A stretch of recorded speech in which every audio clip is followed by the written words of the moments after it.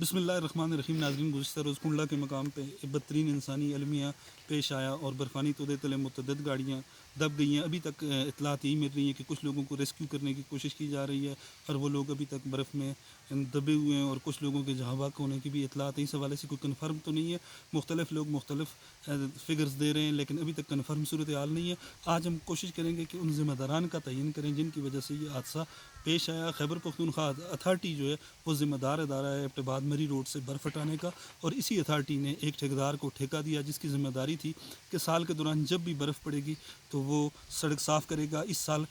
فروری کے مہینے میں موسم صاف رہا، تو جیسے ہی موسم صاف ہوا تو ٹھیکیدار نے بھی افسران کی ملی بھگت سے رخت سفر باندھ لیا، اور مارچ میں جب موسم پھر خراب ہوا اور برف ہوئی تو ایبٹ آباد مری روڈ سے سڑک برف صاف کرنے کے لیے کوئی مشینری موجود نہیں تھی. جی ڈی اے کام جو ہیں وہ گائے بگائے سڑک صاف کرتے رہے. پختونخوا ہائی وے اتھارٹی کے ذمہ داران اور ٹھیکیدار کہیں بھی نظر نہیں آئے. اگر گزشتہ روز سڑک صاف ہوتی، کراسنگ کی جگہ ہوتی، تو شاید یہ حادثہ نہ پیش آتا. عینی شاہدین کا یہی کہنا ہے کہ سڑک تنگ ہونے کی وجہ سے گاڑیاں پھنسی ہوئی تھیں، کراسنگ نہیں تھی، اور گاڑیاں جیسے ہی پھنسی تو اوپر سے برفانی تودا آیا اور برفانی تودا اپنے ساتھ گاڑیاں نیچے لے کے چلا گیا. اس سے تو یہی معلوم ہوتا ہے کہ خیبر پختونخوا ہائی وے اتھارٹی کے افسران اور ٹھیکیدار اس حادثے کا ذمہ دار ہیں. ہم نے متعدد بار لائیو رپورٹنگ کے دوران ڈپٹی کمشنر ایبٹ آباد اور صوبائی حکومت سے یہ مطالبہ کیا اور ان کی توجہ مبذول کراتے رہے اس جانب کہ خدا را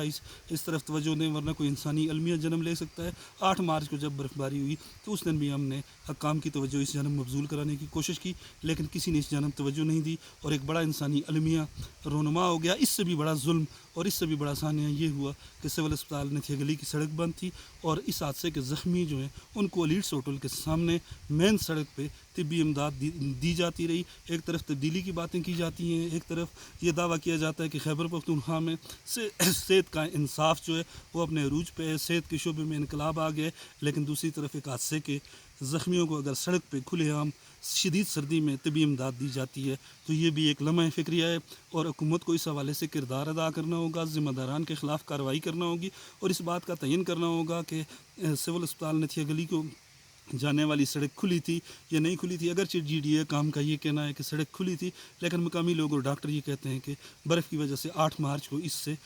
سڑک سے برف نہیں ہٹائی گئی اور یہ سڑک بند تھی. اس حوالے سے صوبائی حکومت کو فی الفور کردار ادا کرنا ہوگا، اور اس سے بھی بڑا المیہ ناظرین یہ ہوا کہ گلیات کی سیاسی قیادت، چاہے وہ ممبران صوبائی اسمبلی ہوں، ممبران ضلع کونسل ہوں یا دیگر سیاسی زعماء ہوں جنہوں نے الیکشن لڑا، وہ بھی کہیں نظر نہیں آئی. اس پورے سانحے میں صرف فیس بک کی حد تک یہ لوگ پوسٹریں لگاتے رہے، دعوے کرتے رہے اور اعلانات کرتے رہے کہ ہم یہ کر رہے ہیں، ہم وہ کر رہے ہیں. عملی طور پہ ضلعی انتظامیہ اور پولیس کے کچھ لوگ جو ہیں وہ موقع پہ موجود تھے، جنہوں نے بھرپور کارروائیاں کرتے ہوئے مقامی لوگوں کی مدد سے زخمیوں کو نکالا، ڈیڈ باڈیز کو نکالا. اور کچھ لوگوں کا یہ کہنا ہے کہ 11 22 کے اہلکار جو ہیں